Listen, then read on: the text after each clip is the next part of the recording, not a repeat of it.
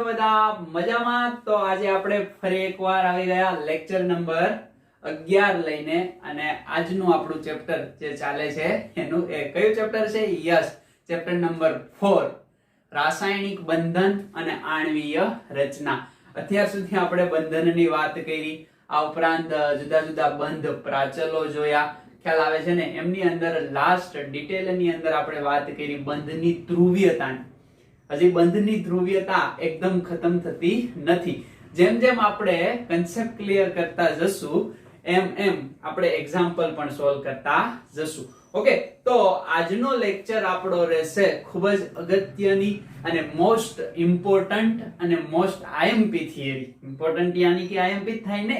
Okay, તો આની આપણે વાત કરવાની છે. તો આજનો આપણો લેક્ચર કોના આધારિત રહેશે? તો કે VSEPR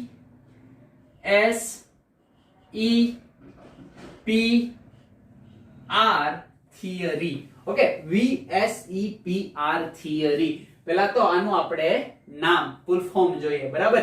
V यानी कि वेलेंस, S यानी कि सेल, E यानी कि इलेक्ट्रॉन, P यानी कि पेर, इलेक्ट्रॉन पेर, इलेक्ट्रॉन युग्म गुजराती कहिए ने આપણે તો, અને R यानी कि रिपल्सन, रिपल्सन यानी कि અપાકર્ષણ. તો આનું ગુજરાતી કરી નાખીએ આપણે. યસ, વેલેન્સ નો મતલબ થાય સંયોજકતા. શું થાય? સંયોજકતા. ઓકે, સેલ નો મતલબ થાય કોષ, સંયોજકતા કોષ. ઓકે, ઈ નો મતલબ થાય ઇલેક્ટ્રોન, તો આપણે ગુજરાતીમાં એને શું કહીએ છીએ? તો કે ઇલેક્ટ્રોન, યાની કે સંયોજકતા કોષ ઇલેક્ટ્રોન. અને P નો મતલબ થાય પેર, યાની કે યુગ્મ, ઇલેક્ટ્રોન યુગ્મ અપાકર્ષણ. અપાકર્ષણ આમનું ફૂલ ફોર્મ ખ્યાલ આવે છે ને? VSEPR યાદ રહી જશે તમને, પણ અગત્યનું છે. ઓકે, લાસ્ટ સુધી ચેપ્ટર ખતમ થશે ત્યાં સુધી આની કઈ કઈ અગત્યતા છે, હું કામ આને ભણીએ છીએ હમણાં જ ખબર પડી જશે. કે આ VSEPR યાની કે સંયોજકતા કોષ ઇલેક્ટ્રોન યુગ્મ અપાકર્ષણનો સિદ્ધાંત, આ એક સિદ્ધાંત છે. ઓકે, કોણે આપ્યો તો આ સિદ્ધાંત? તો કે 1940 ની અંદર સિઝવિક. ઓકે, બે વૈજ્ઞાનિક હતા. એક હતો, અહીંયા આપણે નહીં લખીએ, અહીંયા લખીએ. યસ, એક વૈજ્ઞાનિક હતો સિઝવિક, અને એની સાથે બીજો વૈજ્ઞાનિક હતો પોવેલ. કયો વૈજ્ઞાનિક? પોવેલ. આમણે 1940 ની અંદર સૌપ્રથમ આ સિદ્ધાંત આપ્યો. હું કામ આ સિદ્ધાંત આપ્યો? તો કે આપણે આગળ એક સિદ્ધાંત સરસ મજાનો ભણી ગયા, લુઈસ બિંદુ નિરૂપણ. ઓકે, આ લુઈસ બિંદુ નિરૂપણ થી આપણને અણુ વિશે થોડી ઘણી માહિતી તો મળતી હતી, પણ અણુ એ કેવા આકારનો છે એવી કોઈ પણ માહિતી લુઈસે આપી નહોતી. તો એ માહિતી આપણે પ્રાપ્ત કરવા માટે, તો કે કઈ માહિતી? અણુના આકાર વિશેનો ખ્યાલ સૌપ્રથમ કોણે આપી દીધો? તો કે VSEPR થિયરીએ. શું ભાઈ? તો કે યાદ રાખવાનું છે, મોલેક્યુલર શેપ યાની કે અણુનો આકાર.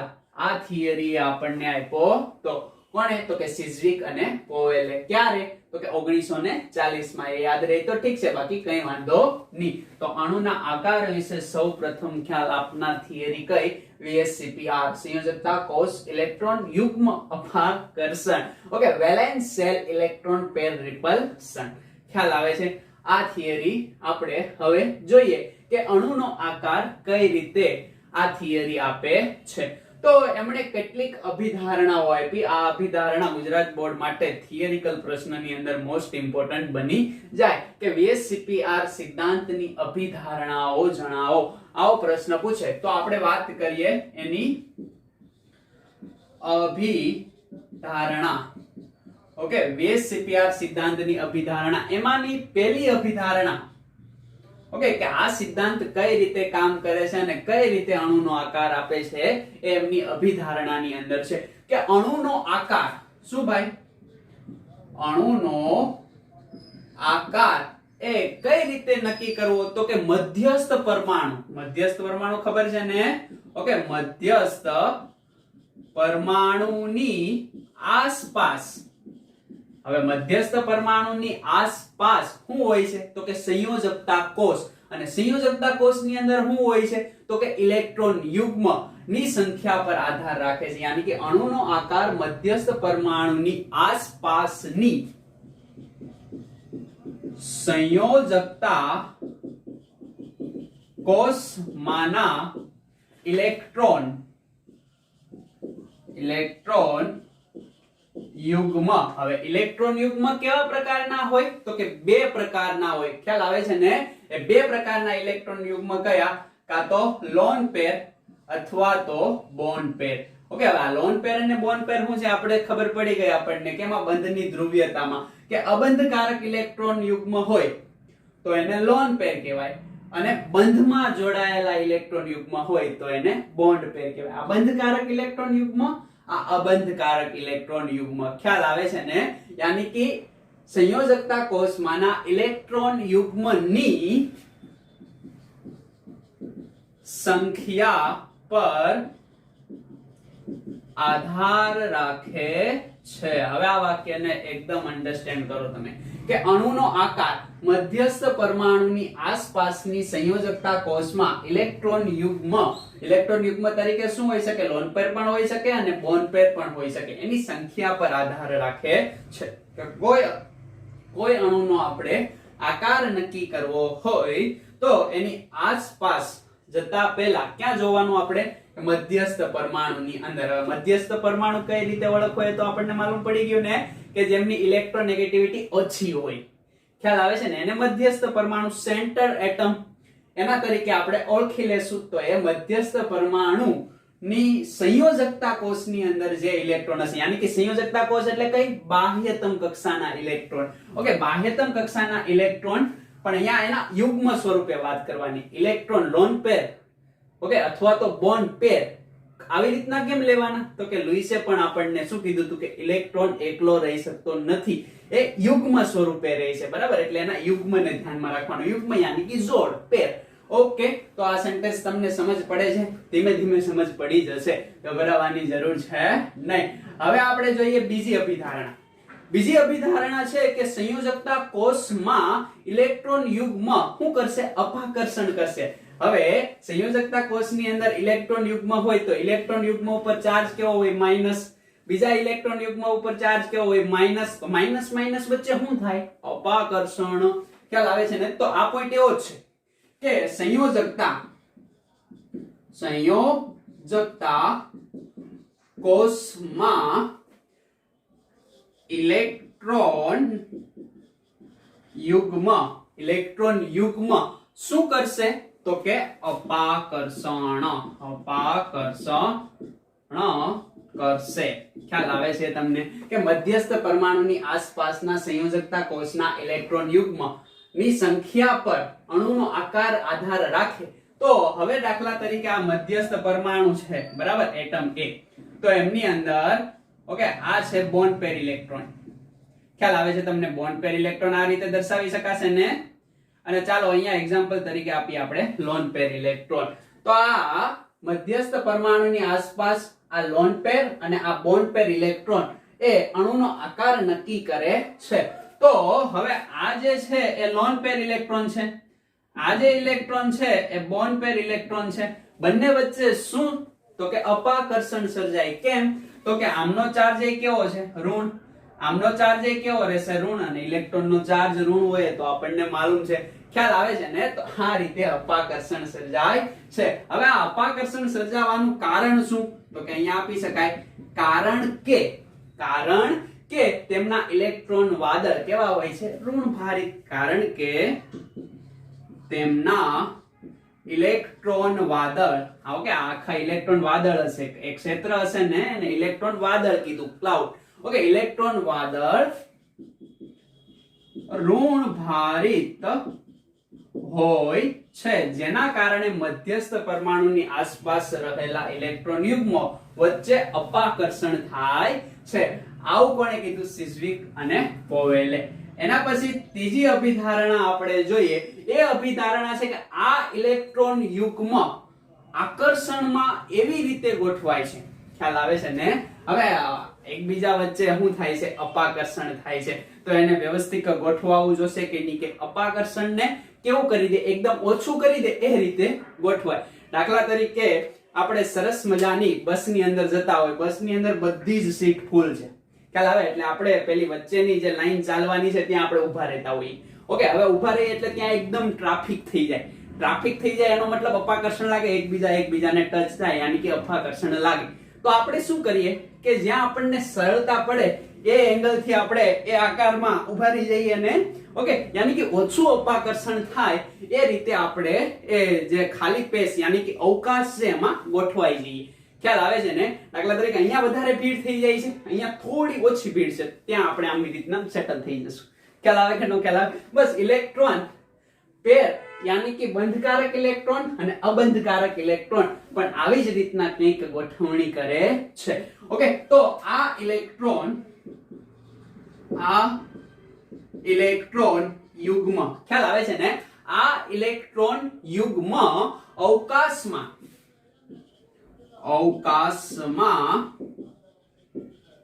એવી રીતે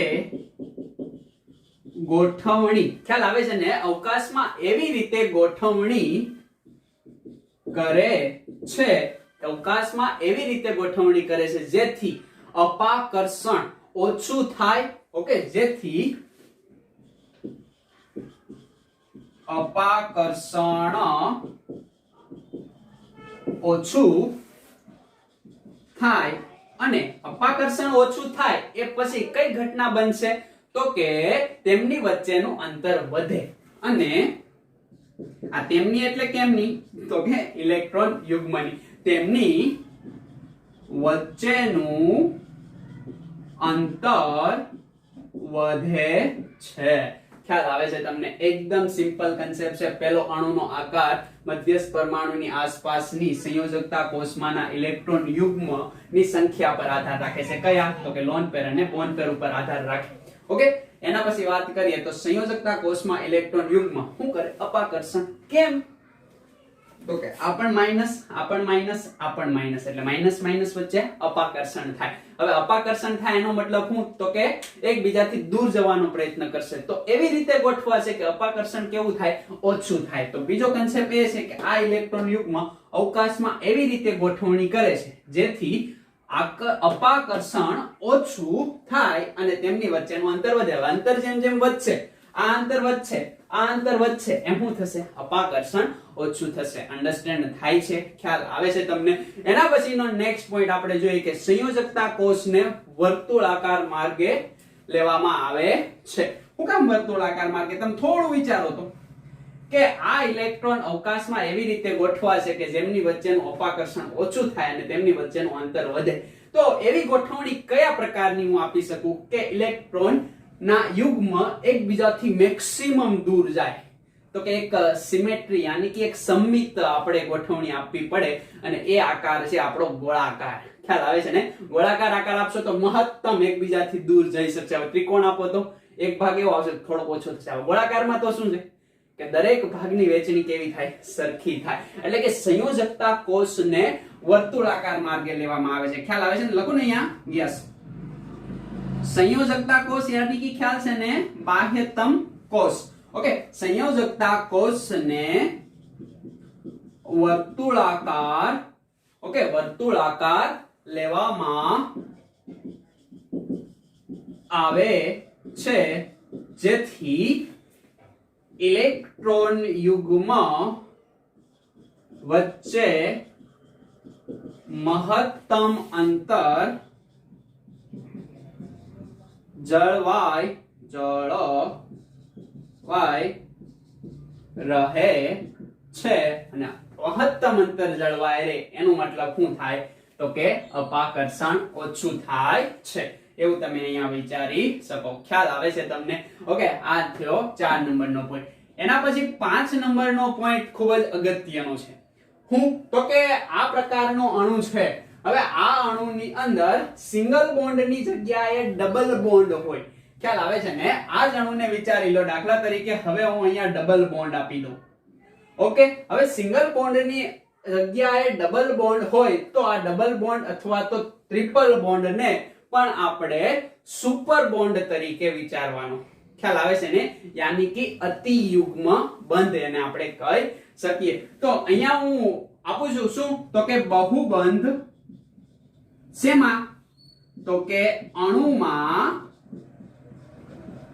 बहुबंध यानी कि डबल बॉन्ड या ट्रिपल बॉन्ड होय तो તેને હું તો કે સુપર સુપર નો મતલબ થાય ગુજરાતીમાં અતિ યુગ્મ બંધ તરીકે લેવામાં આવે છે। યાદ રાખવાનું છે ખાસ, અણુમાં બહુબંધ હોય યાની કે ડબલ બોન્ડ કે ટ્રિપલ બોન્ડ હોય તો એને સુપર યુગ્મ બંધ અથવા તો સુપર બંધ તરીકે લેવામાં આવે છે। હવે આનો મતલબ શું થાય? કેમ ભાઈ આને એક સિંગલ બોન્ડ તરીકે, તો અહીંયા ડબલ બોન્ડ જ લેવા પડે ને, કેમ એને સિંગલ બોન્ડ લીધો? તો અહીંયા તમે વિચારી લો, દાખલા તરીકે મારી પાસે આ બે પેન છે, આ એક હાથ મારો એક પરમાણુ, આ બીજો હાથ મારો બીજો પરમાણુ, દેખાય છે તમને? આ પોઝિશન દેખાય છે? હવે આ એકબીજા સાથે જકડાયેલા છે, જો આને ફેરવું તો આ ફરે તો કે ના ફરે, ખ્યાલ આવે છે ને? યાની કે બંને એક સાથે જ ફરે। ઓકે, કોઈ પણ એક પોઝિશન નહીં ફરી શકે। આ પેન ખાલી ફેરવી હોય તો ફરી શકે તો કે નહીં ફરી શકે, કેમ? તો કે એ આ પરમાણુથી જોડાયેલી છે, આ પરમાણુથી જોડાયેલી, યાની કે બે પેન બે પરમાણુથી જોડાયેલી છે, તો બે બંધ બે પરમાણુથી જોડાયેલા છે, તો બંને એક સાથે જ કામ કરશે, દેખાય છે? ખ્યાલ આવે છે ને? હવે આ સાથે કામ કરે એનો મતલબ શું? તો કે એક જેવું બંધારણ થઈ ગયું। ઓકે, હવે એક આ સિંગલ બોન્ડ છે, ઓકે, એ ફરે છે, દેખાય છે? એ ફરે છે। હવે એ ફરે છે એનો મતલબ શું? તો કે આખો બોન્ડ ફરે છે, બે પરમાણુ ફરે છે। ઓકે, હવે આ ડબલ બોન્ડ છે, ખ્યાલ આવે છે? હવે ડબલ બોન્ડ એ ફરે છે, દેખાય છે? તો એક ફરે છે કે બંને ફરે છે? એક સાથે ફરે છે કે અલગ અલગ ફરે? એક સાથે જ ફરી શકશે, અલગ અલગ ફરશે નહીં। જો અલગ અલગ ફરશે તો આ તૂટશે, અને તૂટશે એવું અહીંયા કઈ કામ છે નહીં, તોડવાનું નથી, બંનેને સાથે રાખવાના છે, ખ્યાલ આવે છે ને? એટલે આ બંને સાથે ફરે છે, તો એક જેવું ગોઠવણી થઈને અહીંયા એક બોન્ડ ફરે છે, સિંગલ હોય તોય એક બોન્ડ ફરે છે, ખ્યાલ આવે છે ને? તો હવે ટ્રિપલ બોન્ડ હોય તોય તમે વિચારીએ કોને, આ ત્રણ બોન્ડ છે, તો ત્રણે ત્રણ એક સાથે જ ફરે છે। ઓકે, અલગ અલગ ફરશે તો તૂટશે, જો તૂટે છે, દેખાય છે? અલગ અલગ ફરે, આમ ફરે ને આમ ફરે તો તૂટશે, એટલે એવું થશે નહીં। એટલે કે શું? તો કે ડબલ બોન્ડ કે ટ્રિપલ બોન્ડ, ઓકે, એ એક સાથે ફરી શકે, અલગ અલગ ફરી શકશે નહીં। એટલા માટે ડબલ બોન્ડ હોય કે ટ્રિપલ બોન્ડ હોય એને એક જ બોન્ડ તરીકે વિચારવાનું। હવે એક બોન્ડ વિચારીએ તો આને ખોટું લાગી જાય, એટલે એનું નામ ચેન્જ આપણે શું કર્યું? સુપર યુગ્મ બંધ। ઓકે, અને સુપર યુગ્મ બંધ એ કોના જેવો હોય છે? તો કે સિંગલ બોન્ડ જેવો હોય છે, કે જ્યારે અણુમાં ડબલ બોન્ડ કે ટ્રિપલ બોન્ડ હોય ત્યારે એને શું વિચારી લેવાનું? તો કે એને સુપર યુગ્મ બંધ તરીકે વિચારી લેવાનો। ઓકે, એટલે આ કન્સેપ્ટ ને ખાસ યાદ રાખવાનો છે। એના પછી આપણે વાત કરીએ, ઓકે, 6 નંબરનો પોઈન્ટ। ઓકે, એ પોઈન્ટ કેવો છે? તો કે અણુ એ બે કે બે કરતા વધારે સંસ્પંદન બંધારણ ધરાવતો હોય। ઓકે, અણુ એ બે કે બે કરતા વધારે સંસ્પંદન રચના ધરાવતો હોય તો દરેકને VSEPR સિદ્ધાંત લાગુ પડે છે। ખ્યાલ આવે કે ન ખ્યાલ આવે? અણુ બે કે બે કરતા વધારે સંસ્પંદન રચના ધરાવતો હોય તો દરેકને VSEPR સિદ્ધાંત લાગુ પડે છે। આ 6 અભિધારણા કોની છે? સિઝવિક્સ અને પોવેલે આપેલી સંયોજકતા કોષ ઇલેક્ટ્રોન યુગ્મ અપાકર્ષણની અભિધારણાઓ મોસ્ટ ઇમ્પોર્ટન્ટ છે, ખાસ યાદ રાખવાની છે, એકદમ સરળ છે, ખ્યાલ આવે છે ને? ઓકે, VSEPR સિદ્ધાંતનો કન્સેપ્ટ શું છે? તો કે અણુનો આકાર નક્કી કરવાનો। અત્યાર સુધી અણુના આકારની કોઈ વાત કરી નથી। જો અણુનો આકાર આવડશે તો આગળના લેક્ચરની અંદર આપણે શું ભણ્યા હતા? તો કે બંધની ધ્રુવીયતા, તો ધ્રુવીયતા પણ તમે અહીંથી અણુના આકાર પરથી નક્કી કરશો। મેં તમને કીધું હતું કે આનો આકાર રેખીય હોય, આનો આકાર કોણીય હોય, એ તો મેં તમને કીધું હતું, પણ આ થિયરી તમે ભણી જશો પછી તમે નક્કી કરી શકશો કે ઓકે આનો આકાર રેખીય હોય, આનો આકાર કોણીય હોય, આવું તમે નક્કી કરી લેશો। ખ્યાલ આવે છે ને? તો ફરી એકવાર જોઈ લઈએ। અણુનો આકાર મધ્યસ્થ પરમાણુની આસપાસની સંયોજકતા કોષમાંના ઇલેક્ટ્રોન યુગ્મની સંખ્યા પર આધાર રાખે। સેન્ટેન્સ બહુ લાંબુ છે, પણ એકદમ સિમ્પલ છે. કેવી રીતના? તો કે મધ્યસ્થ પરમાણુ ની આસપાસના ઇલેક્ટ્રોન યાની કે બાહ્યતમ કોષના ઇલેક્ટ્રોનને સંયોજકતા ઇલેક્ટ્રોન કહેવાય અને ઇલેક્ટ્રોન એકલા રહી શકે નહીં, યુગ્મ સ્વરૂપે રહેશે એટલે સંયોજકતા કોષમાંના ઇલેક્ટ્રોન યુગ્મ એ શું નક્કી કરે? તો કે એની સંખ્યા જ અણુનો આકાર નક્કી કરે. તમારે પ્રશ્ન પૂછવાનો, અણુનો આકાર કોણ નક્કી કરે? તો કે મધ્યસ્થ પરમાણુની સંયોજકતા કોષમાં રહેલા ઇલેક્ટ્રોન યુગ્મની સંખ્યા. ઓકે, પછી શું થાય? તો કે મધ્યસ્થ પરમાણુના સંયોજકતા ઇલેક્ટ્રોન યુગ્મની સંખ્યા એ જેટલી દૂર થાય એટલું આપણા માટે સારું રહે. કારણ કે કેમ? તો કે એના ઉપર માઈનસ ચાર્જ, આના ઉપર એ માઈનસ ચાર્જ, તો માઈનસ માઈનસ વચ્ચે શું થાય? અપાકર્ષણ. તો સંયોજકતા કોષમાં ઇલેક્ટ્રોન યુગ્મ વચ્ચે શું થાય છે? અપાકર્ષણ. કેમ? તો કે ઇલેક્ટ્રોન વાદળ ઋણભારિત હોય છે. ઓકે, આ ઇલેક્ટ્રોન યુગ્મ અવકાશમાં એવી રીતે હવે અપાકર્ષણ થાય એટલે સેટલ થાય ને. સેટલ કેવી રીતના થશે? તો ક્યાં? તો કે અવકાશમાં. આ બધો અવકાશ છે. ઓકે, તો અવકાશમાં એવી રીતે ગોઠવાય કે જેથી અપાકર્ષણ, ઓકે, અપાકર્ષણ કેવું હોય? ઓછું. અપાકર્ષણ ઓછું થાય અને તેમની વચ્ચેનું અંતર વધી જાય. અંતર વધે એમ અપાકર્ષણ કેવું થાય? તો કે ઓછું થાય. ખ્યાલ આવે છે ને? એટલે આ કન્સેપ્ટ છે. હવે એના પછી જો એના આધારિત જ છે કે સંયોજકતા કોષને ઓછું અપાકર્ષણ અને મેક્સિમમ અંતર વધારવા માટે શું કરવું પડે? તો કે વર્તુળાકાર લેવામાં આવે જેથી ઇલેક્ટ્રોન યુગ્મ વચ્ચે, ઓકે, મહત્તમ અંતર જળવાઈ રહે છે. ઓકે, એના પછી શું છે? જો અણુમાં બહુબંધ બોલે તો ડબલ બોન્ડ કે ટ્રિપલ બોન્ડ હોય તો તેને સુપર યુગ્મ બંધ તરીકે લેવામાં આવે છે. કેમ? મેં એમની તમને સમજૂતી આપી. કારણ કે આ બંને જોડાયેલા છે, જકડાયેલા છે, અલગ અલગ ફરી શકશે નહીં. હવે આ જે સિંગલ બોન્ડ છે ને એ ગમે એમ ફરી શકે, આમે ફરશે, આમે ફરશે, પણ ડબલ બોન્ડ છે એ આવી રીતના ફરી શકશે નહીં. એ પરમાણુ ફેરવશે તો જ ફરશે, બાકી ફરશે નહીં. ઓકે, આ તો ગમે એમ ફરી શકે એટલે યાદ રાખવાનું. એક ધરી હોય, એક ધરી તો આવી રીતના ફરી શકે. હવે પંખામાં બે ધરી હોય તો બંને એક સાથે જ ફરશે તો જ પંખો ફરી શકે ને, બાકી પંખો ફરી શકે નહીં. લાવો તમે વિચારી શકો કે આ ડબલ બોન્ડ કે ટ્રિપલ બોન્ડ છે આના જેવો જ છે, પણ આના જેવો જ છે તો આને સિંગલ બોન્ડ કહેવાય, આને સિંગલ બોન્ડ કહેવાય ને, એટલે આને શું નામ આપી દીધું? એને સુપર યુગ્મ બંધ કહી દીધો. ઓકે, હવે અણુમાં બે કે બે કરતા વધારે સંસ્પંદન રચના ધરાવતા હોય યાની કે એના વિહિત બંધારણ હોય, ઓકે, તો એ દરેક બંધારણ માટે VSCPR સિદ્ધાંત લાગુ પડે છે. લુઈસ દરેક માટે લાગુ પડતો નહોતો. ખ્યાલ આવે છે ને? બધા જ બંધારણ સમજાવી નહોતો એક તો. કોઈ એક બંધારણ કહેતો તો અણુનું, પણ અણુના એક કરતા વધારે બંધારણ હોઈ શકે. ઓકે, એ સંસ્પંદન દ્વારા તમને ખબર પડી અને આ સંસ્પંદન રચનાને સમજાવી શકે છે. ખ્યાલ આવી જાય કે ન ખ્યાલ આવી જાય? બસ એટલા પોઈન્ટ છે, મોસ્ટ ઇમ્પોર્ટન્ટ પોઈન્ટ છે. એટલી વસ્તુને ખાસ તમારે ધ્યાનમાં રાખવાની છે. એટલી વસ્તુ તમે ધ્યાનમાં રાખી લો.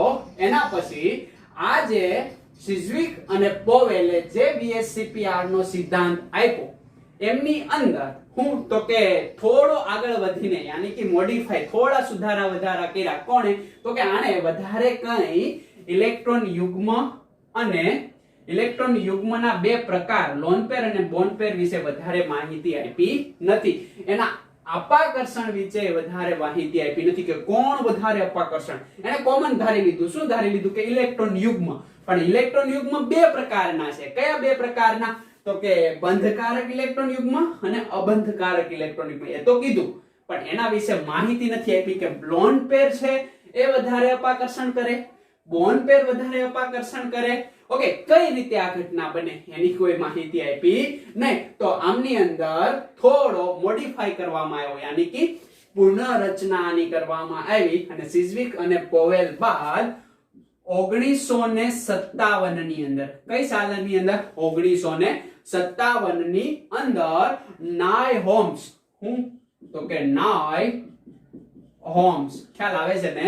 આ નાયહોમ્સ અને ગિલેપ્સી, કયો વૈજ્ઞાનિક? ગિલેપ્સી. બોલો તો બધા, મજા આવશે. ઓકે, ગિલેપ્સી પડદો હે ને? હા, ગિલેપ્સી. ઓકે, મોઢું પણ ગિલેપ્સી જેવું થઈ જાય. ઓકે, તો નાયહોમ્સ અને ગિલેપ્સીએ 1957 ની અંદર આ અભિધારણાની અંદર એક અભિધારણાનો વધારો કરી દીધો. બસ એટલું છે, બીજું કઈ અહીંયા છે નહીં. અને એ અભિધારણા કોના આધારિત હોય છે? તો કે લોન પેર અને બોન્ડ પેર. ઓકે, યાની કે આ લોન પેર ને આપણે શું કહેશું? અબંધકારક ઇલેક્ટ્રોન યુગ્મ અને આને કહેશું બંધકારક ઇલેક્ટ્રોન યુગ્મ વચ્ચેના અપાકર્ષણનો ખ્યાલ આપ્યો. કોણ વધારે અપાકર્ષણ ધરાવે, બરાબર? વચ્ચેના અપાકર્ષણ નો ખ્યાલ આપનાર વૈજ્ઞાનિક કોણ હતા? તો કે નાયહોમ્સ અને ગિલેપ્સી. એટલે એને VSCPR, ઓકે, VSCPR સિદ્ધાંતને શું કર્યો? મોડિફાય કરી દીધો. ઓકે, તો એટલી વાત આપણે કરવાની છે. 7 નંબરની એક અભિધારણા આપણી બાકી, ત્યાં સુધી એટલું મગજમાં બેસાડી દો, પછી જોઈએ આપણે 7 નંબરની અભિધારણા. ઓકે, જોઈ જાઓ.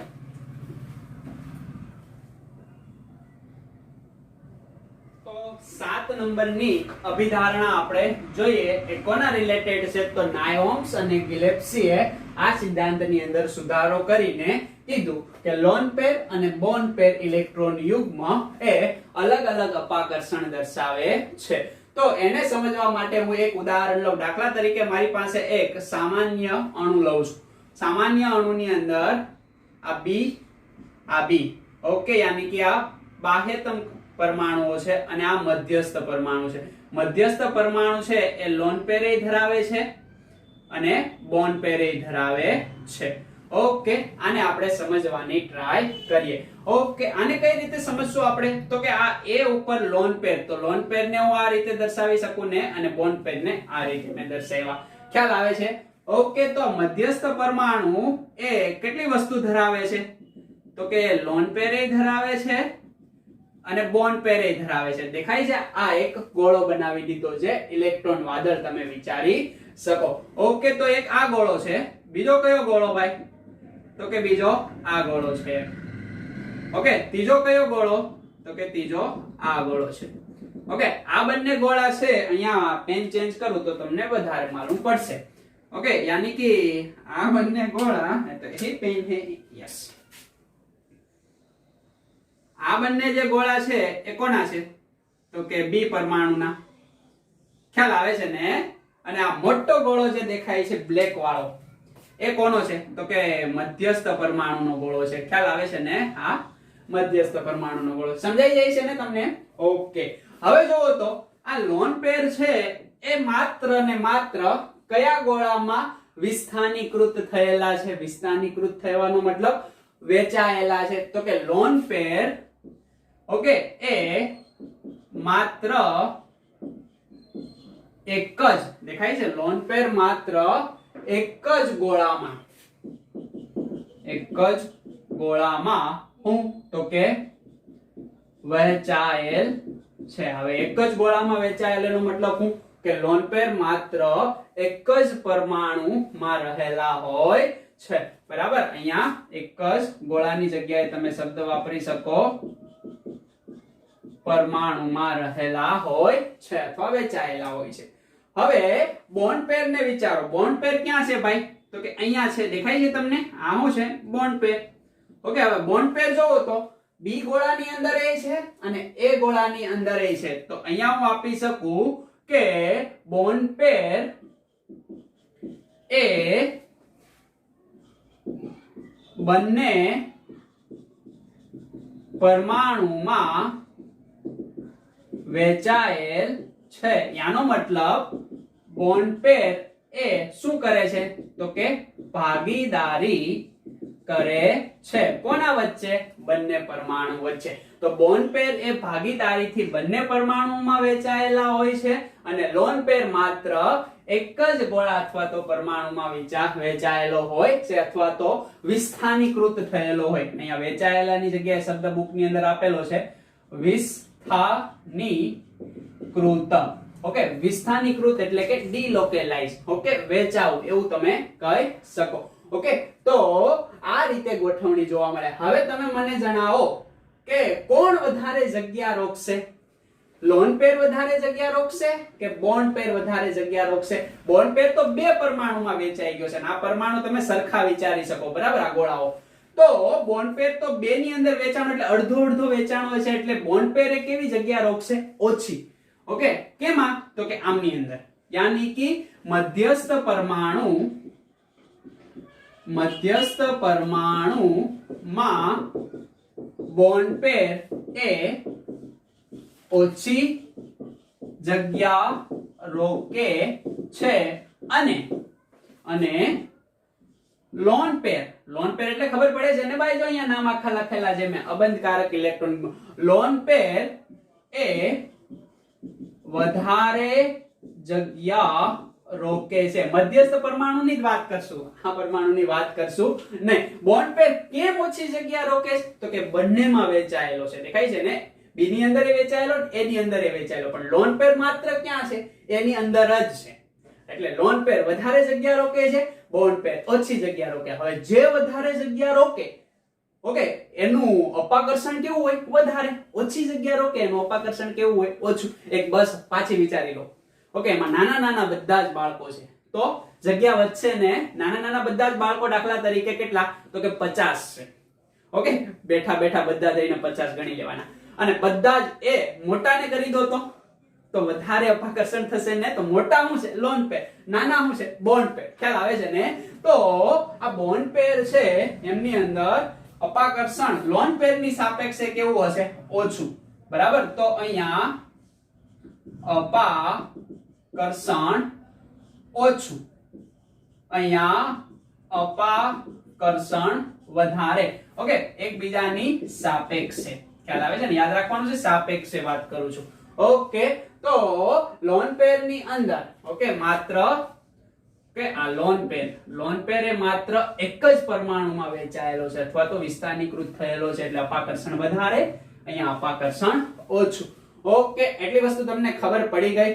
તો આના પરથી એમણે એક કન્સેપ્ટ આપી દીધો કે અણુનો આકાર નક્કી કરવો હશે તો અણુનો આકાર કોણ નક્કી કરે છે? પહેલી અભિધારણાને યાદ કરો કે મધ્યસ્થ પરમાણુની સંયોજકતા કોષમાં રહેલા લોન પેર અને બોન્ડ પેર ઇલેક્ટ્રોન, તો બંને ઇલેક્ટ્રોનને ધ્યાનમાં રાખવા પડે. તો આમણે એક ક્રમ આપી દીધો. ઓકે, અને એ ક્રમ કયો છે?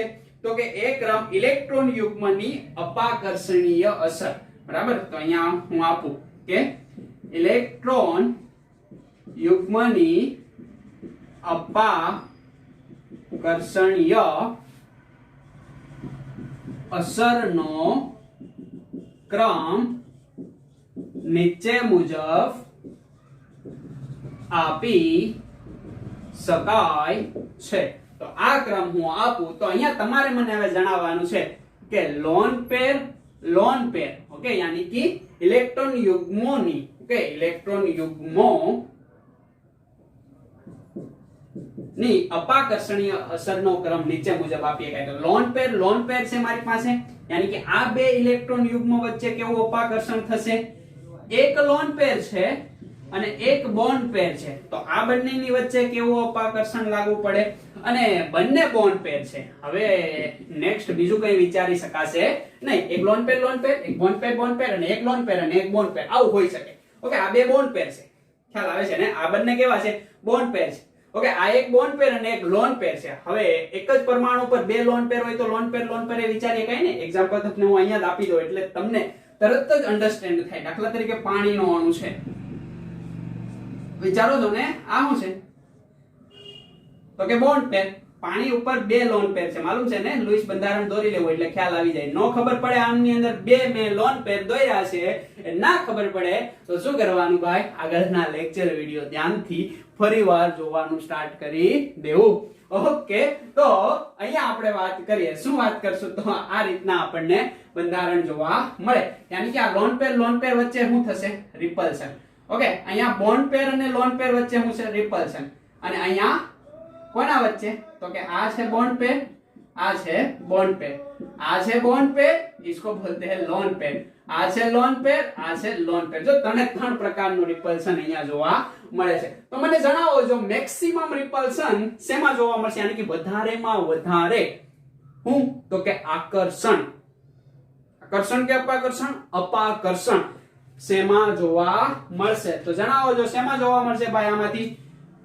કે જેનું સાઈઝ વધારે હોય એ પરમાણુમાં કોની સાઈઝ વધારે છે? લોન પેરની. તો લોન પેરની મોટી સાઈઝ હશે. મોટી સાઈઝ એટલે કે વધારે અપાકર્ષણ થશે.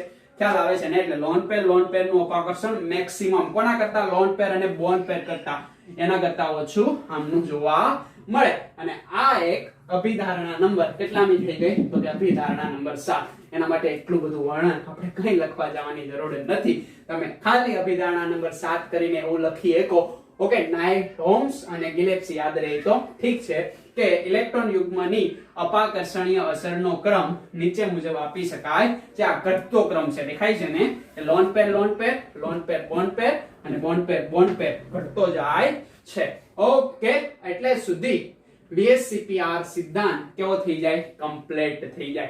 હવે આ કમ્પ્લીટ કર્યો પછી આપણે આ સિદ્ધાંત શેના માટે આપણે ભણીએ છીએ? તો કે અણુનો આકાર નક્કી કરવા માટે. તો અણુનો આકાર કઈ રીતે નક્કી કરશું? તો કે આ ઇલેક્ટ્રોન છે એ રિપલ્શન લાગશે અને એકબીજા સાથે અવકાશમાં ગોઠવાઈ જશે એટલે ઓટોમેટિક આકાર તમારી સમક્ષ રજૂ થઈ જશે. ઓકે, એટલે એનો આકાર પછી આપણે જાણી શકીએ. ઓકે, અલગ અલગ ટેકનિકો દ્વારા એક્સ-રે વિવર્તન, ઓકે, આ ઉપરાંત આપણે જોઈએ ક્ષ-કિરણ વિવર્તન, ઓકે, એને એક્સ-રે કહેવાય. ઓકે, તો આવા જુદા જુદા વિવર્તન પદ્ધતિઓ વડે આપણે આનો આકાર જાણીએ કે ફિક્સ આકાર થઈ ગયો હોય.